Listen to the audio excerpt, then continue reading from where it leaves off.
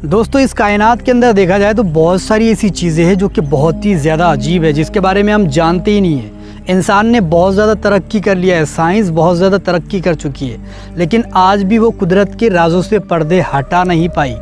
ऐसे ऐसे राज दफन है इस ज़मीन के अंदर जिसके बारे में अभी पूरी तरीके से इंसान जानता ही नहीं है। इंसान को पता ही नहीं है कि ये चीज़ क्या है, और इंसान जानता भी नहीं है, और इंसान पहुँच भी नहीं सकता। अल्लाह तबारक व तआला की ऐसी ऐसी निशानियाँ इस ज़मीन पर मौजूद है। उन्हीं में से आज मैं जो लेकर के आया हूँ आप लोगों के लिए, वो बहुत ही ज़्यादा ख़ास है। ख़ास इसलिए क्योंकि यहाँ पर ऐसी ऐसी चीज़ें घटित होती है जिसके बारे में आपने कभी सोचा भी नहीं होगा, आपकी अकल भी वहाँ तक नहीं पहुँच पाई होगी। आज हम बात करने वाले हैं उत्तर प्रदेश में एक ज़िला है जिसका नाम मेरठ है। मेरठ जिसको कहा जाता है, उसी के अंदर एक गांव है जिसका नाम नागला हरेरू है। अब नागला हरेरू बोलते हैं या फिर हरीरू बोलते हैं, जो भी उसको बोलते हैं, नागला हरेरू नाम का एक गांव है। कहा जाता है कि वहाँ पर जिन्नात की बस्ती हुआ करती थी। आज भी वहाँ जहाँ पर कब्रिस्तान है उस जगह पर कहा जाता है कि जिन्नात की बस्ती हुआ करती थी, और जिन्नात पूरी की पूरी अपनी कबीले के साथ, अपनी फैमिलियों के साथ वहाँ पर रहा करते थे। लेकिन बाद में ऐसा हुआ कि पूरी की पूरी वो बस्ती ही पलट दी गई, पूरी की पूरी बस्ती ही उलट पुलट कर दी गई।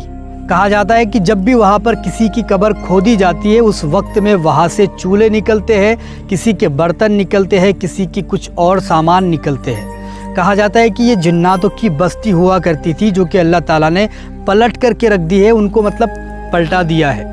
और आज भी वहाँ पर एक मस्जिद मौजूद है जो कि जिन्नातों ने अपने हाथों से बनाई थी।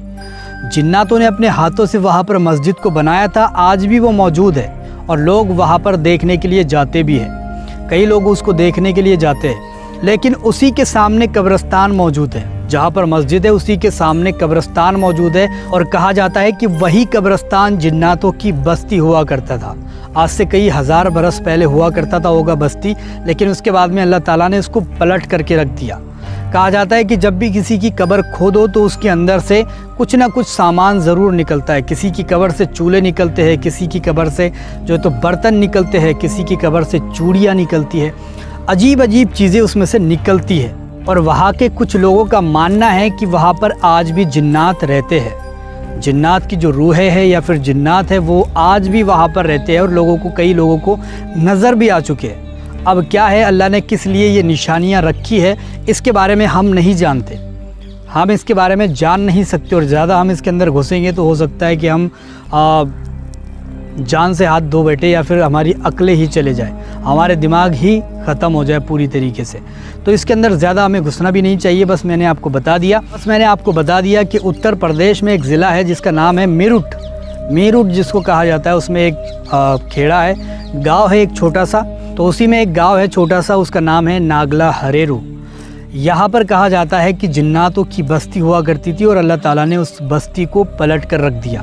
तो आज भी वहाँ पर वो मौजूद है, कब्रिस्तान भी मौजूद है, और आज भी वो मस्जिद मौजूद है जो कि जिन्नातों ने अपने हाथों से बनाई थी। तो आपका इसके बारे में क्या कहना है, आप मुझे कमेंट करके बताएं।